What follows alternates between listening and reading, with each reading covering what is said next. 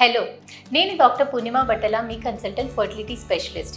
ఈరోజు మనము ఐవీఎఫ్ ట్రీట్మెంట్కి మొత్తం డ్యూరేషన్ ఎంత అవుతుందో తెలుసుకుందాము. ఐవీఎఫ్ ట్రీట్మెంట్ అనగానే మనం చాలా భయపడిపోతాము, అది చాలా complicated process, time taking process అని. కానీ కాదు, ఐవీఎఫ్ పద్ధతిని మొత్తం 2 స్టెప్స్ లాగా డివైడ్ చేస్తాము.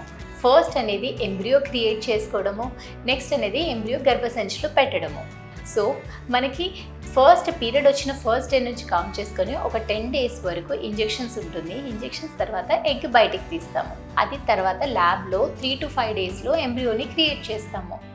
అంత బాగుంది, గర్భసంచి బాగుండి, లైనింగ్ బాగుండి, హార్మోన్స్ అంత బాగుంటే ఫ్రెష్ ట్రాన్స్ఫర్ అంటే ఎంబ్రియో తయారైన 3 డేస్కి ఎంబ్రియోని ట్రాన్స్ఫర్ చేస్తాము. అలా కనుక చేస్తే మనకు ఐవీఎఫ్ మొత్తం 1 నెలలో అయిపోతుంది. కొన్ని కండిషన్స్లో హార్మోన్స్ సరిగ్గా లేకపోయినా, లైనింగ్ బాగాలేకపోయినా కానీ మనం అలా తయారైన ఎంబ్రియోస్ని మొత్తం ఫ్రీజ్ చేస్తాము. ఫ్రీజ్ చేసి పీరియడ్ వచ్చిన తర్వాత గర్భసంచి లైనింగ్ని ఫ్రెష్గా ప్రిపేర్ చేసుకొని ఎంబ్రియో గర్భసంచిలో వదులుతాము. దాన్ని ఫ్రోజన్ ఎంబ్రియో ట్రాన్స్ఫర్ అంటాము. అలాంటి పద్ధతికి మనకి 1.5 months పడుతుంది.